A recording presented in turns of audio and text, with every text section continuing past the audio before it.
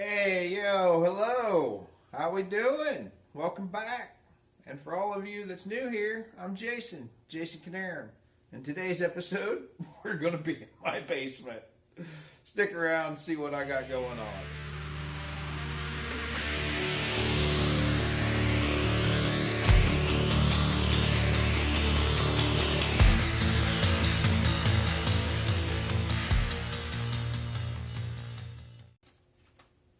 So, why are we in the basement today?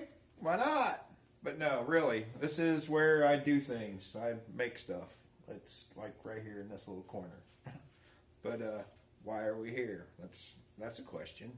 Because you guys have questions. I even wrote them down. Look. So we're back down here in the basement today. I've been a little artsy-fartsy in the last few months. And a few of my things have ended up on a few other people's channels. And some of you guys have got some questions. The most common question that I get is, what do you make? I really don't have an answer for that. I make a little bit of everything. And if I don't know how to do it, I most likely will try. Let's take this cup for instance. It's the first one that I ever etched. I used a motorcycle battery, a cotton ball, and some water.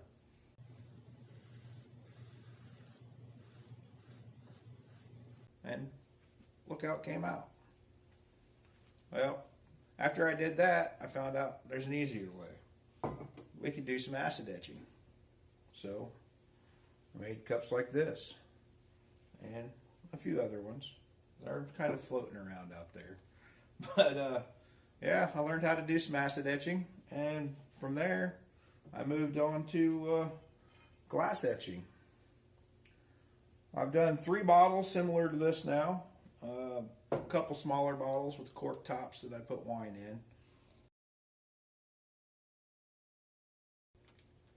I think they look pretty cool. They came out alright. Like I said, I'm just throwing it out there. This is just a hobby. It's not exactly a business.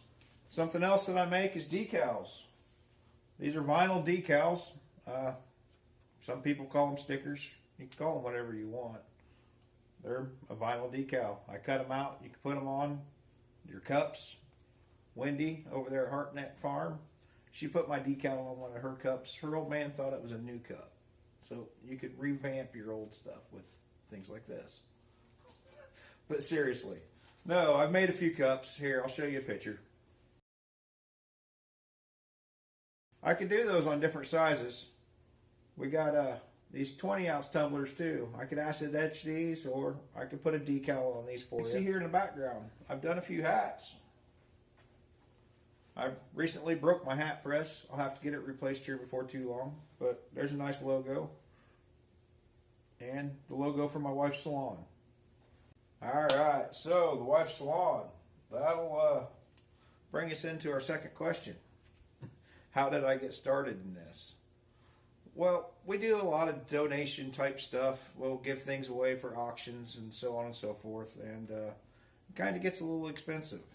So I figured what better way to cut some corners than start making stuff myself. And thus comes the heat press. I started making t-shirts and bags and such. I'll throw some pictures up here. So here's one of the bags that I made. And there's the other one.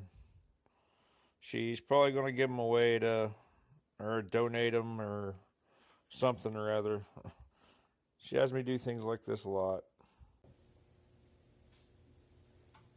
Like I showed you earlier, this hat. It's a little reflective. You might not be able to see it. I use the reflective sheeting like the road construction guys wear. I also made this shirt.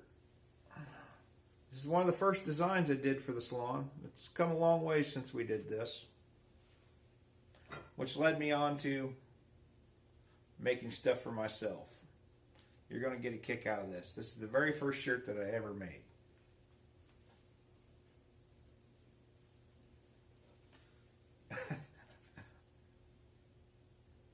What do you guys think of that? Literally, that's the very first shirt I ever made.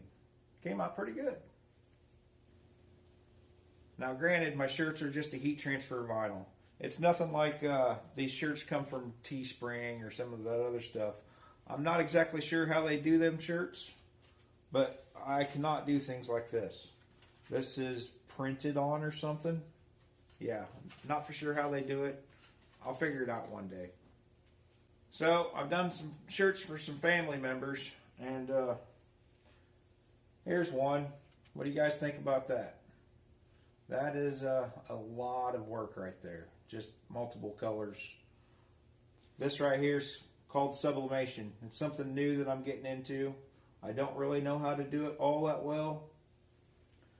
The koozies that you've seen over there at Kevin, Lazy Pond Farms, you know, this guy right here.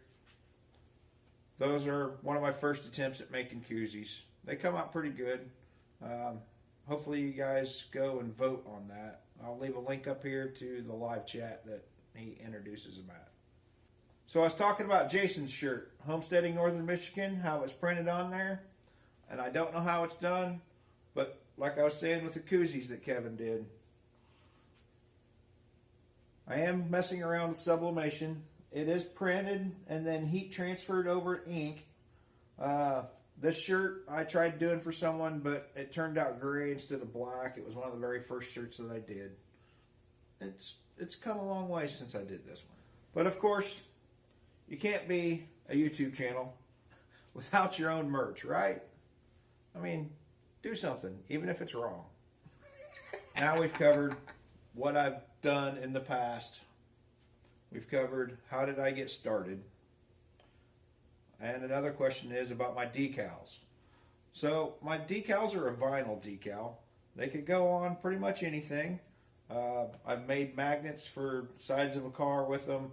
We put them on windows. I put them on the wife's salon entrance door. I've put them on these koozies before.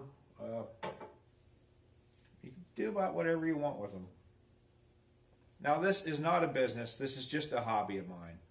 But if you have a dream and you want me to help you make it come true, just shoot me an email. Speaking of emails, I attempted to make some business cards. Well, it's a little bit of a glare there. So there's my business card now, and you can get a hold of me pretty much anywhere there. Oh. I'll just take some screenshots and throw it in.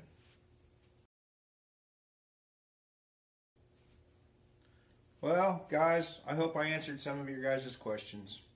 If you like what I did, just go ahead and that'll be greatly appreciated if you hit that thumbs up.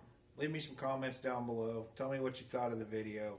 And see you next time. Remember, smile while you still have teeth.